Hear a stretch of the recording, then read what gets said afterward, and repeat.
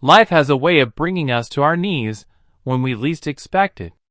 After countless sleepless nights, broken plans, and relentless attempts to force outcomes, we find ourselves at a crossroads. We've tried everything: hustling, grinding, meditating, journaling, manifesting, praying, playing, yet nothing seems to move in our favor. We look to the sky and whisper desperately, "Why isn't it working?" The answer lies in a profound psychological truth that Carl Jung understood deeply. We've been trying to force alignment with clenched fists, but the universe doesn't respond to force. It responds to surrender. As Jung famously observed, "What you resist not only persists but grows in size." While we've been desperately affirming our future with our words, our energy has been unconsciously broadcasting the opposite message. I don't have it. I'm not enough. I'm scared.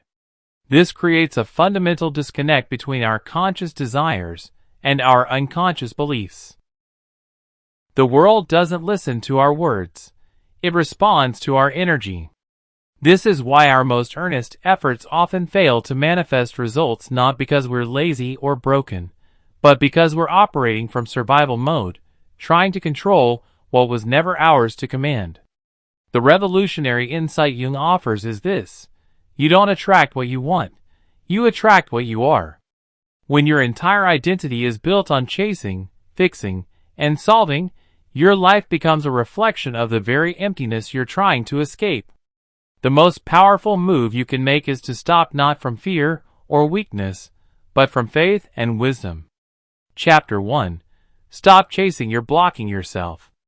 Modern society has sold us a dangerous lie: that success comes from relentless pursuit, that happiness is the result of constant chasing, and that if we just run faster and push harder, what we want will eventually fall into our hands.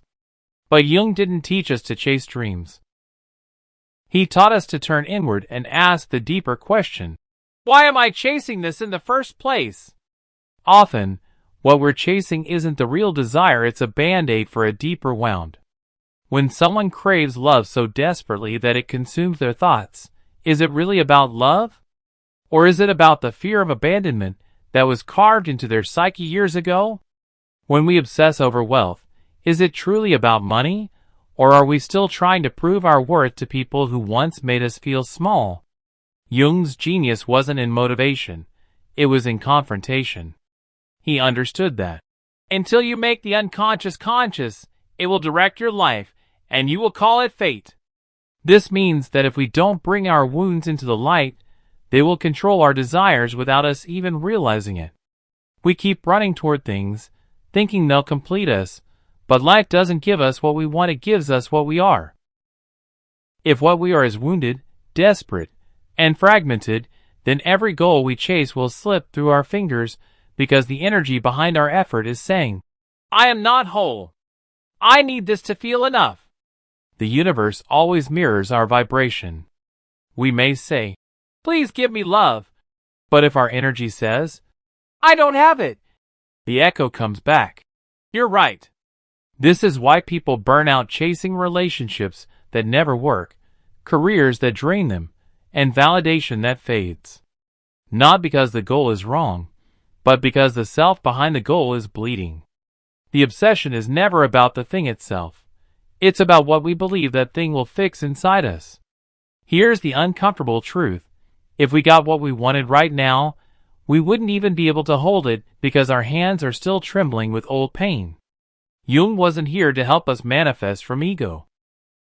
He was here to help us integrate our soul, to stop chasing and start facing the part of us that's been quietly screaming, I'm not chasing success, I'm chasing wholeness.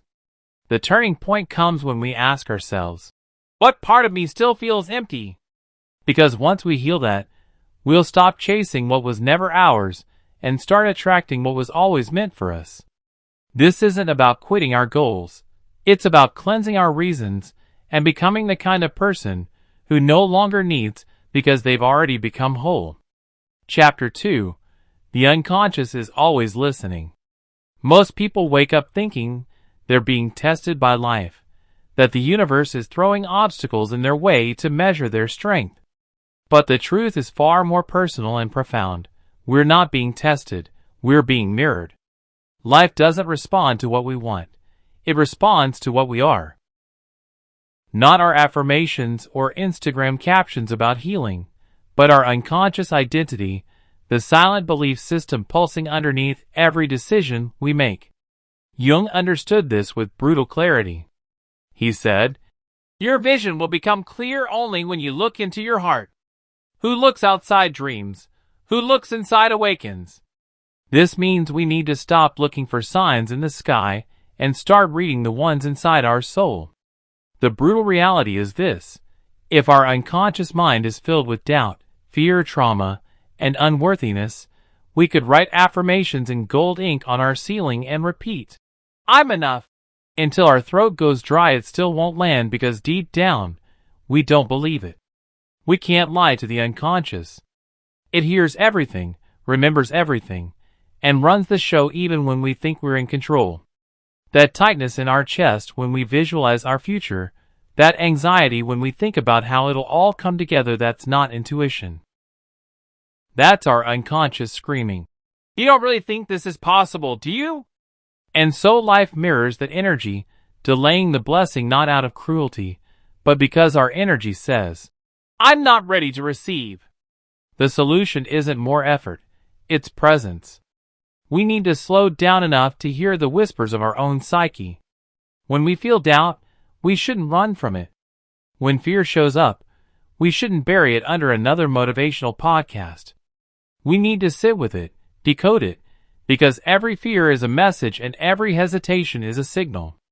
The twist is this: when we finally do nothing, when we stop interfering and stop trying to force divine timing with human impatience, that's when the shift begins. That's when our energy aligns, when the unconscious stops resisting, and when the universe says, "Now you're ready." We're not here to chase alignment, we're here to become it. And becoming begins in stillness. Chapter 3. Detachment isn't giving up, it's awakening. True detachment is not an act of defeat or giving up on outcomes. It's awakening to a fundamental truth: I was never meant to control the world. I was meant to understand myself within it. Detachment isn't about apathy or pretending nothing matters. It's about reclaiming our energy from places it never belonged in the first place. It's the quiet confidence that says, "I've done what I could. Now I surrender what I can't." Jung understood that true transformation doesn't happen in obsession. It happens in surrender, not passive resignation, but deep inner alignment. We can't fake detachment. We can't scroll through social media saying, "I don't care anymore," while secretly checking our phone every 5 minutes for their name, for a sign, for a shift. The unconscious doesn't respond to our words. It responds to our vibration. If our vibration still says, "I need this to feel whole," then life will continue to show us all the ways we're not. Detachment is not the absence of desire. It's the absence of dependency. It's the inner knowing that says, "Even if this never comes, I am still enough." And here's the paradox. When our energy finally aligns with that truth, that's when everything begins to flow, not because we forced it, but because we're no longer resisting it. Life bends for those who are already whole, not those begging to be completed. If we're caught in that invisible web of waiting, obsessing, and hoping, we need to pause and ask, what part of me still believes that this one thing will fix everything? The part that's waiting for love, validation, or success doesn't need fixing. It needs witnessing, not by the world, not by others, but by us. The moment we see ourselves clearly, without judgment or shame, we stop looking outside for mirrors and start becoming our own. That's where the real shift begins. No more chasing, no more begging, no more proving, just being fully, unapologetically, powerfully ourselves. Chapter 4. Allow the void. Where transformation happens. After we finally let go, after the fight, obsession, gripping, and begging, something unexpected happens. Nothing. No sign, no reward, no sudden miracle, just silence. We wake up, and the world looks the same. Our phone doesn't buzz, our heart still aches, the opportunity hasn't come, and the message hasn't arrived. The voice inside whispers, "Was any of that even worth it?"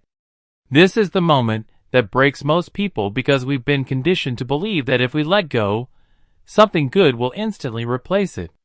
But the universe doesn't move on our timeline. It moves in energetic alignment. Before it gives us what we asked for, it checks to see who we become without it. Here we are in the void of space that feels like nothing but holds everything. This is the in-between, where our old self has died, but our new self hasn't been born yet. This space is terrifying because there's no map, no proof, no external feedback to confirm we're on the right path, just us, our thoughts, and the deafening quiet that demands we trust something we can't yet see. Jung called this space the creative void. He said, "In all chaos, there is a cosmos. In all disorder, a secret order." What looks like nothing happening on the outside is actually deep internal reorganization on the inside. Our soul isn't on pause. It's under construction. Our unconscious is rewiring, old wounds are detaching, new beliefs are anchoring, and our nervous system is adapting to receive what we used to beg for. The trap is that because we can't see it happening, our ego tells us this isn't working. If we believe that lie, we'll self-sabotage by starting to chase again, blocking everything that was quietly forming behind the scenes. The void is not a punishment, it's a purification. It strips away everything we were depending on. External validation, the illusion of control, addiction to outcomes until the only thing left is our truth. When we reach that place where we stop chasing and start becoming, the universe listens because energy never lies. The void asks us to embody the outcome before it arrives. Can we feel wealthy before money hits our bank account? Can we feel love before the relationship manifests? Can we feel free before anything changes on the outside? If we can, we collapse time, turning waiting into becoming, turning stillness into magnetism. We become the vibration of our desire, and life has no choice but to meet us there. But first, we must pass the test. The silence, the unknown, the terrifying gap where we feel like we're doing nothing but are actually becoming everything. If we're in that void right now, we must hold our ground. Don't move, don't fix, don't panic. Breathe, align, and listen. Once we master this sacred stillness and stop needing proof while becoming presence, life gets loud again.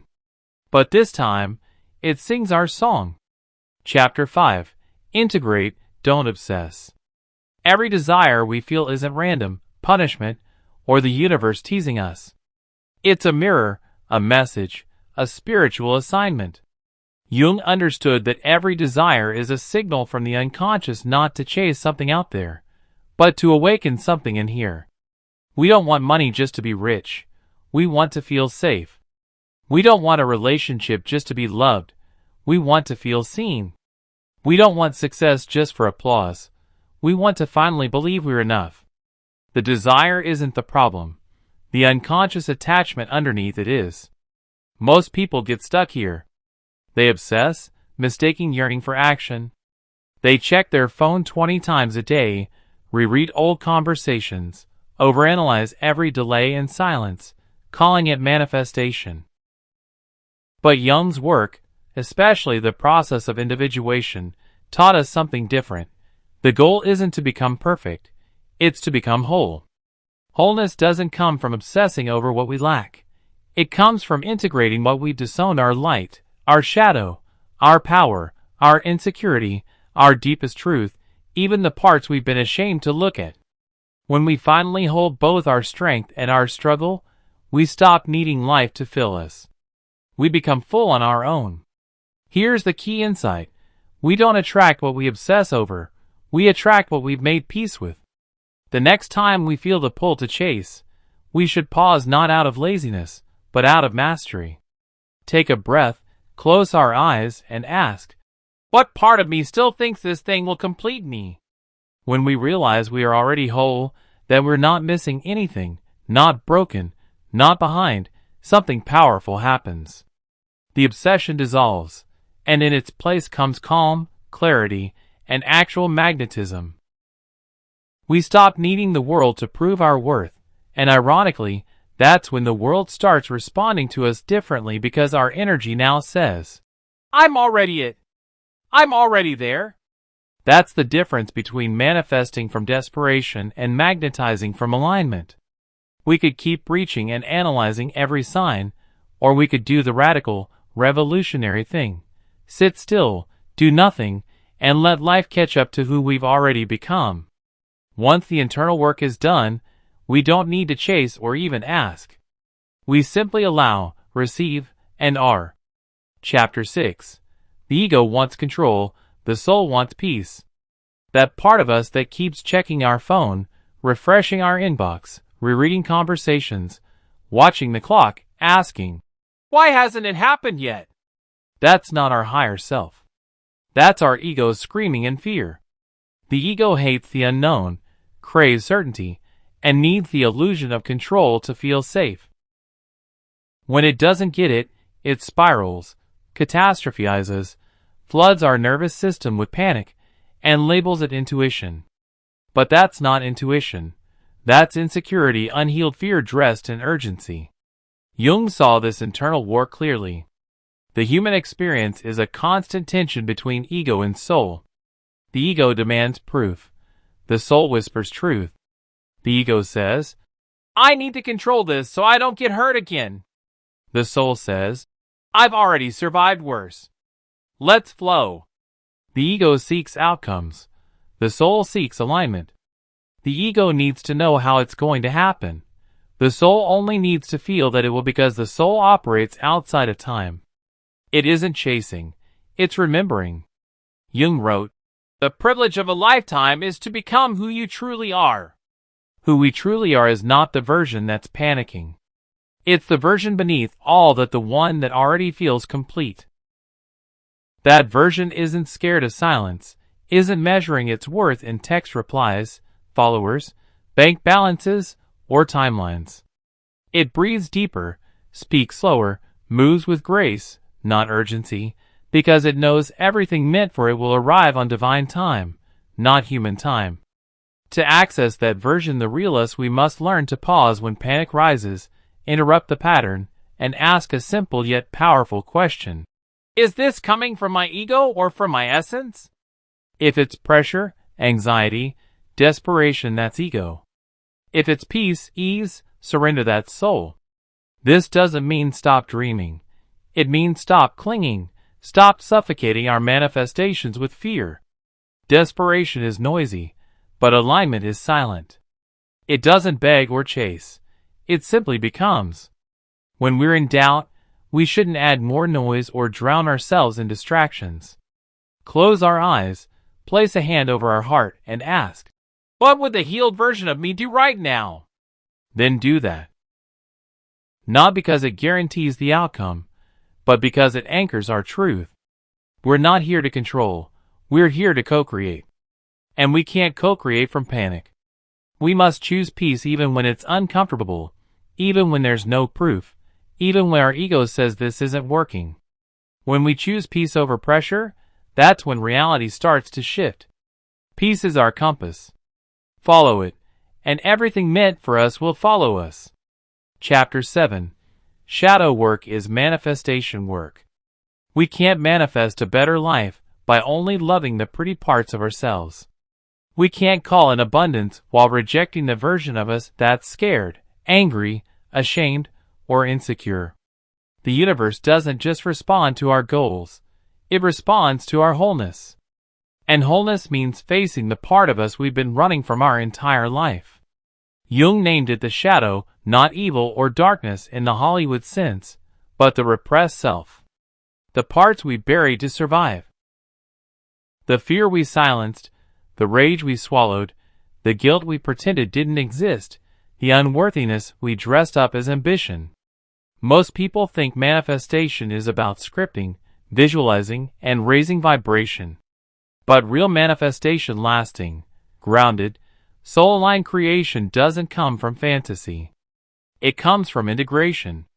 Every time we obsess over love, it's usually not about love. It's about a wound screaming, "If someone loves me, maybe I'll finally feel enough." Every time we hustle harder for money, it's not just about ambition. It's about a core belief saying, "I'm not safe unless I have more." If our manifestations are rooted in shadow and lack, fear, trauma, and unworthiness, then what we create will reflect that. We'll manifest a partner who triggers our abandonment wound, money that vanishes as fast as it comes, success that feels empty and draining. Why? Because we attracted it through a fragmented self. Jung taught that we must bring the unconscious into consciousness because until we do, it controls our life, and we call it fate.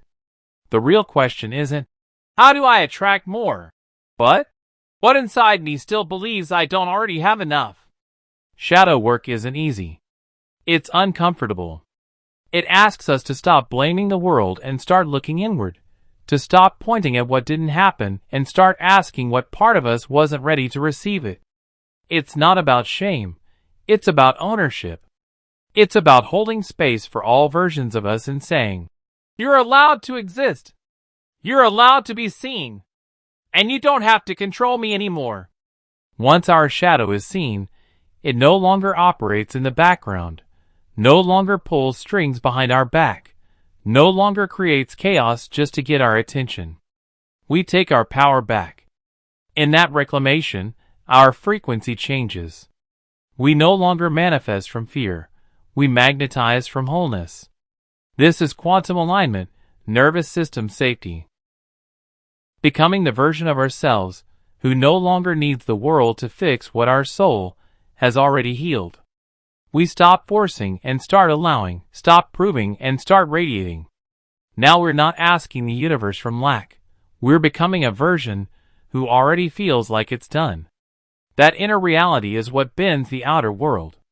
Chapter 8. Don't become the blocker of your own destiny. The hardest truth to swallow is that the only thing standing between us and the life we want is us. Not our past, not our trauma, not the universe us. Jung said, "The most terrifying thing is to accept oneself completely." Terrifying because real self-acceptance requires confronting the parts we've spent our whole life avoiding. Instead of going inward, we chase the external. We look for someone to tell us we're worthy, hustle for love, grind for success, manifest not out of belief, but out of desperation to escape.